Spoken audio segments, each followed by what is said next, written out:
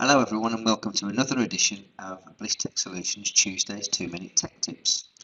Doesn't get any easier to say.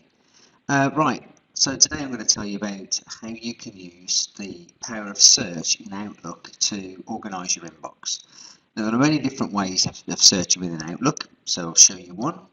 So let's say we want to view all messages from a particular sender. If we right click on an email from that sender, we say find related.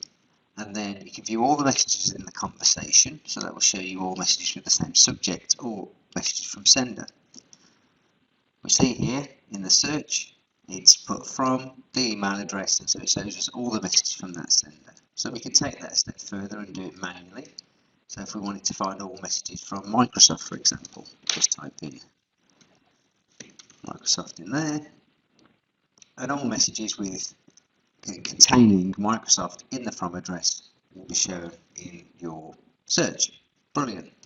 But there are other ways of organising emails using search. So if you are a kind of person who wants to put all your emails from a particular person into a folder and you're manually managing that, there is an easy way of doing this. So if we look down here, we've got something called search folders.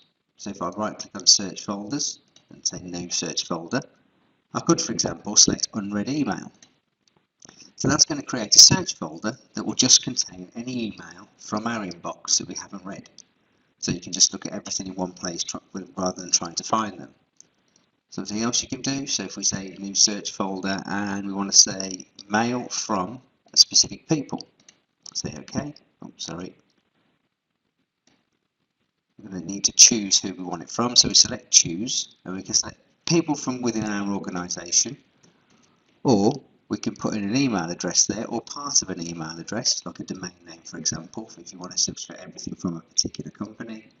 Say OK and OK, and it will create a search folder just containing emails from that person.